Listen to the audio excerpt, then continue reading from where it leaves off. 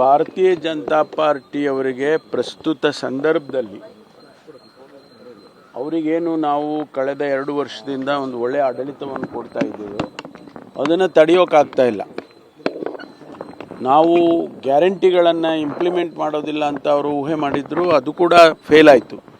ನಾವು 5 ಗ್ಯಾರಂಟಿಗಳನ್ನು ಇಂಪ್ಲಿಮೆಂಟ್ ಮಾಡಿ ಜನರಿಗೆ, ಜನಸಮುದಾಯದಲ್ಲಿ ಒಂದು ರೀತಿಯ ಸಮಾಧಾನವನ್ನು ತಂದಿದ್ದೇವೆ ಮತ್ತು ನಮ್ಮ ಯೋಜನೆಗಳು, ಕಾರ್ಯಕ್ರಮಗಳು ಅನುಷ್ಠಾನ ಆಗ್ತಾ ಇದ್ದಾವೆ.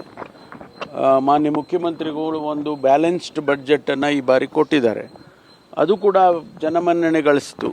ಹೌದಪ್ಪ, ಒಳ್ಳೆ ಬ್ಯಾಲೆನ್ಸ್ ಆಗಿ ಕೊಟ್ಟಿದ್ದಾರೆ ಬಡ್ಜೆಟನ್ನು ಅಂತ ಜನ ಮಾತಾಡೋದಕ್ಕೆ ಶುರು ಮಾಡಿದರು. ಇದೆಲ್ಲ ನೋಡಿದಾಗ ಸ್ವಾಭಾವಿಕವಾಗಿ ಅವರಿಗೆ ಹೌದು, ನಾವೇನಾದರೂ ಮಾಡಬೇಕು, ಇಲ್ಲದಿದ್ದರೆ ನಾವು ಕಳೆದೋಗ್ಬಿಡ್ತೀವಿ ಬಿ ಜೆ ಪಿಯವರು ಅಂತೇಳಿ ಈಗ ಜನಾಕ್ರೋಶ. ಎಲ್ಲಿ ಯಾವ ಜನ ಆಕ್ರೋಶ ಮಾಡಿದರು ಇವರಿಗೆ? ಸುಮ್ಮನೆ ಅವರೇ ಬಿ ಜೆ ಪಿ ಪಾರ್ಟಿಯವ್ರು ಸೇರಿಕೊಂಡು ಆಕ್ರೋಶ ಮಾಡೋದಲ್ಲ, ಜನ ಆಕ್ರೋಶ ಮಾಡಬೇಕಲ್ವ. ಜನಾಕ್ರೋಶ ಅಂದ್ರೇನು? ಜನ ಬೀದಿನಲ್ಲೇ ಎಲ್ಲ ನಮ್ಮನ್ನು ಬೈಬೇಕಪ್ಪ, ಆ ರೀತಿ ಯಾವುದಾದ್ರೂ ನಡೆದಿದ್ದರೆ ಒಪ್ಕೊಳ್ಳೋಣ. ಅಂಥದ್ದೇನೂ ಇಲ್ಲ, ಅವರು ಆಕ್ರೋಶ ಮಾಡಲಿ. ಭಾರತೀಯ ಜನತಾ ಪಾರ್ಟಿಯವರು ನೋಡಿ, ಇದೆಲ್ಲ ಕಾನ್ಷಿಯಸ್ಲಿ ನಮ್ಮ ಪಕ್ಷ ಮತ್ತು ಸರ್ಕಾರ ಮಾಡಿದೆ.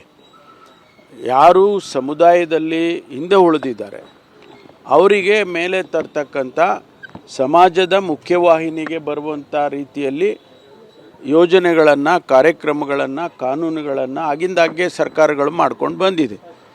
ಮೀಸಲಾತಿ ಎನ್ನುವಂಥದ್ದು ಯಾತಕ್ಕೆ ಬೇಕು ಅನ್ನೋದು ದೊಡ್ಡ ಪ್ರಶ್ನೆ ಅಲ್ವಾ? ಪರಿಶಿಷ್ಟ ಜಾತಿ ಜನಾಂಗಕ್ಕೆ, ಹಿಂದುಳಿದವರಿಗೆ ಮೀಸಲಾತಿಯನ್ನು ಮಾಡುವಾಗ ಕೂಡ ಇದೇ ಪ್ರಶ್ನೆ ಬರುತ್ತೆ. ಯಾರು ಹಿಂದೆ ಉಳಿದಿದ್ದಾರೆ, ಸಾವಿರಾರು ವರ್ಷಗಳಿಂದ ಅವರಿಗೆ ಅವಕಾಶಗಳು ಸಿಕ್ಕಿಲ್ಲ, ವಂಚಿತರಾಗಿದ್ದಾರೆ, ಅವರನ್ನು ಸಮಾಜಕ್ಕೆ ಮುಖ್ಯವಾಹಿನಿಗೆ ತರಬೇಕು ಅಂತ ಸಂವಿಧಾನದಲ್ಲಿ ಹೇಳಿದೆಯಪ್ಪ. ಅದರ ಪ್ರಕಾರ ನಾವು ಈಗ 16-18% ಮುಸಲ್ಮಾನರಿದ್ದಾರೆ ಈ ರಾಜ್ಯದಲ್ಲಿ, ಅಲ್ಪಸಂಖ್ಯಾತರು. ಆ 16-18% ಹಿಂದೆ ಉಳಿದ್ಬಿಡ್ಬೋದಾ?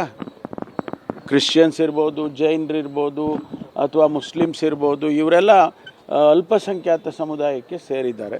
ಅವರು ನಮ್ಮ ಜೊತೆಯಲ್ಲೇ, ಎಲ್ಲರ ಜೊತೆಯಲ್ಲೇ ಬರಬೇಕು, ಮುಖ್ಯವಾಹಿನಿಗೆ ಬರಬೇಕು. ಇಷ್ಟೇ ನಮ್ಮ ಉದ್ದೇಶ. ಸರ್, ಗ್ಯಾರಂಟಿ ಯೋಜನೆಗಳನ್ನ ಬೇರೆ ಬೇರೆ ರಾಜ್ಯಗಳಲ್ಲಿ ಅಳವಡಿಸ್ತಾ ಇದ್ದಾರೆ. ಈಗ ಉತ್ತರ ಪ್ರದೇಶದಲ್ಲೂ ಕೂಡ ಅಳವಡಿಸೋದಕ್ಕೆ ಅಧ್ಯಯನ ಮಾಡ್ತಿದ್ದಾರೆ ಅಂತ ಒಂದು ಟೀಮ್ ಬಂದು ಹೋಗಿದೆ. ಈಗ ನಮ್ಮ ರಾಜ್ಯದಲ್ಲಿ ಯಶಸ್ವಿಯಾಗಿ ಏನಾಗಿದೆ ಅಂತ ಹೇಳಿ ಬೇರೆ ರಾಜ್ಯದವ್ರು ಬಂದು ಸ್ಟಡಿ ಮಾಡ್ತಿದ್ದಾರೆ. ನಮ್ಮದು ಫೇಲ್ ಆಗಿದ್ದರೆ ಯಾಕೆ ಬರೋರು ಅವರು?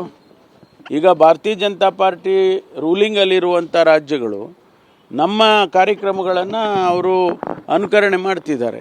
ಅಂದರೆ ಅರ್ಥ ಏನೊಂದು, ಎಲ್ಲ ಯಶಸ್ವಿ ಆಗಿದೆ ಅಂತ ಅರ್ಥ ಅಲ್ವಾ?